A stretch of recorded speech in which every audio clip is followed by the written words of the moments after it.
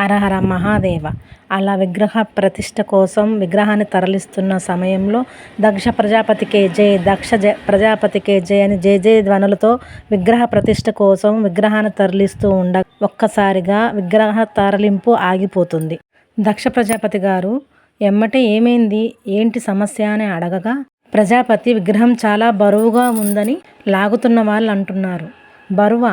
అయితే లాగడానికి మరికొంతమందిని పిలవండి అని ప్రజాపతి చెప్తారు. అలాగే అని చెప్పి ఇంకొంతమందిని తీసుకొని వెళ్ళి విగ్రహాన్ని తరలింపు సాగిస్తారు. అయినా కూడా అది జరగకపోవడంతో చాలా బలంగా లాగండి, ఇంకొంతమందిని తీసుకెళ్ళనని ప్రజాపతి చెప్పగా, అయినా కూడా విగ్రహం కొంచెం కూడా జరగకపోవడంతో ఇంతలో ప్రజాపతి, మీరు ఎన్ని ప్రయత్నాలు చేసినా మీరు తలపెట్టిన ఈ కార్యక్రమము జరగదు. ఈ శ్రీ మహావిష్ణువు విగ్రహం అసంపూర్ణంగా ఉందనే విషయాన్ని మీరు ఒప్పుకోవాలి. అందుకనే అది అని అనగా, మహావిష్ణువు విగ్రహము అసంపూర్ణమని చెప్పి ఆకాంక్షిస్తూ నన్నే విమర్శిస్తూ నన్నే ఆక్షేపిస్తున్నారా? ఆ భగవంతుడు నిర్ణయించిన ఈ నియమాన్ని మీరు మార్చాలనుకుంటున్నారా ప్రజాపతి? ఇప్పటికీ ఏం ముగిసిపోలేదు.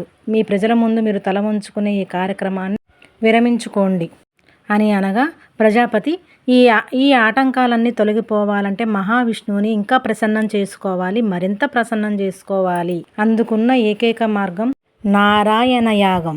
అక్కడే ఉన్న ఋషివర్యులు, ప్రజాపతి, నారాయణ యాగం సామాన్యమైనది కాదు. అది సఫలం కావాలంటే 108 రకాల పూలు అవసరమవుతాయి. ముఖ్యంగా పారిజాత పుష్పం ఎంతో అవసరమైనది. కానీ ఈ చుట్టుపక్కల పారిజాత పుష్పాలు ఎక్కడ లభిస్తాయి? ఆ పారిజాత పుష్పాలు నేను తీసుకొస్తాను అని సతీదేవి ముందుకు వస్తుంది.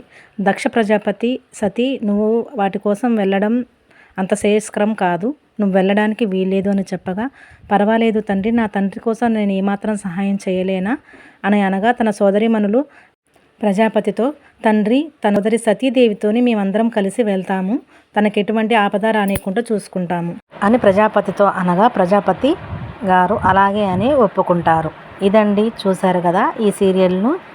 ఎప్పుడో నేను చూశానండి, నాకు తెలియసినంత విధముగా మీకు తెలియజేస్తున్నాను.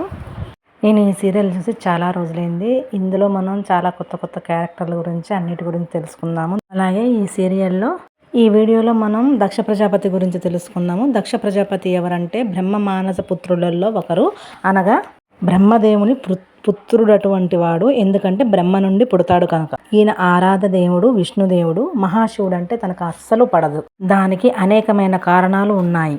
దానిలోని ఒక కారణం, బ్రహ్మదేవుడు చేసిన తప్పులకు గాను ఆ మహాశివుడు బ్రహ్మదేవుని తలలో ఒక తలను తీసివేస్తాడు. ఆ తల తీసేయడం వల్ల ఆ దక్ష ప్రజాపతికి శివుడి మీద విపరీతమైన కోపం వస్తుంది. ఇదండి దక్ష ప్రజాపతి గారికి శివుని మీద ఉన్న కోపము. ఇంకా మరిన్ని ఏం జరుగుతుందో అని మరిన్ని ఎపిసోడ్లో చూద్దాము. దీనికి కంటిన్యూగా మరిన్ని ఎపిసోడ్లు, మరిన్ని వీడియోలు వస్తాయి. హరహర మహాదేవ. ఈ వీడియో మీకు నచ్చుంటే హరహర మహాదేవ అని కామెంట్ చేయండి. Please like, subscribe my channel. Thank you.